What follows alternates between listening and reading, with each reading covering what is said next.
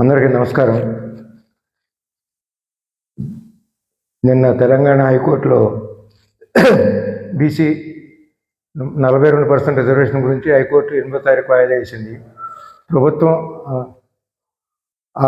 అనాలోచన చర్య వల్ల కూడా విజయం జరిగింది. టోటల్గా ఏంటంటే అసలు కులాలు 4 ఉన్నాయి మొదటి నుంచి కూడా. ఒకటి బ్రాహ్మలు, వైశ్యులు, క్షత్రియులు, శూద్రులు అన్ని బీసీ కులాలన్నీ కలిపే ఉన్నాయి. మరి వీళ్ళు 42% పెట్టాలా లోకల్ బాడీ ఎలక్షన్ కానీ దాదాపు సంవత్సరం నుండి డేగిటం మొదలుపెట్టారు.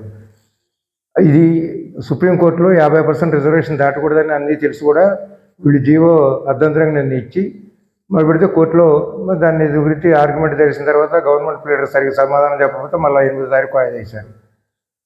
అసలు రిజర్వేషన్ అనేది లోకల్ బాడీ ఎలక్షన్లో ఇప్పుడు ప్రభుత్వం చేసే పనులు ఏమిటంటే మంత్రివర్గంలో ఇవాటి వరకు బీసీలకు సరైన ప్రాతినిధ్యం లేదు, కానీ లోకల్ బాడీలో పెట్టాలని చేస్తున్నారు. ఈ నేషనల్ లెవెల్ తీసుకుంటే ఇక్కడ అసెంబ్లీలో బిల్లు పాస్ చేసినన్నారు. అసెంబ్లీలో బిల్లు పాస్ చేస్తే వీళ్ళు కూడా చెప్పాలి కదా, బీజేపీ వాళ్ళు సపోర్ట్ చేయాలి. బీజేపీ అసెంబ్లీలో సపోర్ట్ చేస్తున్నారు, గవర్నమెంట్ ఆఫ్ ఇండియాలో సపోర్ట్ చేయట్లేదు. అక్కడ పార్లమెంట్లో బిల్లు పాస్ చేయటం కానీ రాష్ట్రపతి దగ్గర కానీ గవర్నర్ దగ్గర కానీ చేయటం లేదు. అంటే ఇవాళ కుయుక్తి రాజకీయాలతో చేస్తున్నారు. టోటల్గా ఏంటంటే అసలు కుల వ్యవస్థ నిర్మూలించాలి. కుల వ్యవస్థ నిర్మూలించాల్సిన పోయి కులాలతోనే రిజర్వేషన్ పెట్టి ఇది రొటేషన్ లేకపోవడం వల్ల కొంతమందే లాభపడుతున్నారు. చాలా కులాలు ఉన్నాయి బీసీలో కూడా, అందులో చదువుకున్న వాళ్ళు ఉన్నారు, విద్యావంతులు ఉన్నారు. కావాలని ఎవళ్ళైతే ముందు జరపడ్డారో వాళ్ళే అతిక లాభం మొదలుపెడుతున్నారు. ఉదాహరణకు ఆర్ కృష్ణయ్య గారు ఇప్పుడు ఆయన అన్నిటికీ ఏ పార్టీలో ఉండే రాజ్యసభ, కేశవరావు ఏ పార్టీలో ఉండే రాజ్యసభ, ఇప్పుడు అడ్వైజ్ గవర్నమెంట్ 3 పార్టీలు మారిన తర్వాత వీళ్ళందరూ వాళ్ళ అమ్మాయిని మన టీఆర్ఎస్ తరఫు నుండి మేయర్ కింద కూడా పెట్టారు. అంటే కొన్ని కులాలే లబ్ధి పొందుతున్నాయి రిజర్వేషన్ మూలాన్ని బీసీలు పెట్టినా కూడా. ఇప్పుడు కొన్ని పార్టీలు సపరేట్ పార్టీలు అంటున్నారు బీసీ.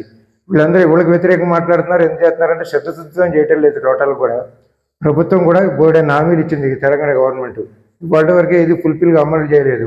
కానీ మేమేదో ఎప్పుడే చేయాలో 100 ఏళ్ల కింద చేశారు కాబట్టి కుల వ్యవస్థని మేము బీసీలకి న్యాయం చేకూరుస్తాం అనేది చేసటం మొదలుపెట్టారు. ఇది అనాలోచన చర్య. మీరు బోర్డైన హామీలు ఇచ్చారు, ఆయన ఈ బీసీ రిజర్వేషన్తో పాటు అది కూడా హామీలు ఇచ్చారుగా, ఆయన ఎందుకు చేయట్లేదు అంటే ఇవన్నీ కూడా ఉన్నాయి పరిస్థితి. అసలు కుల వ్యవస్థ నిర్మూలించాల్సింది పోయి మీరు కులాల తరఫున స్విచ్ పెట్టే పని చేస్తున్నారు. వాళ్ళకి కూడా ఆలోచించాలి ప్రభుత్వ పరంగా ఏమిటి అనేది. ఇప్పుడు ఈ లోకల్ బాడీలో కన్ఫ్యూజన్ అవుతుంది ఇవాళ కాళ్ళకి.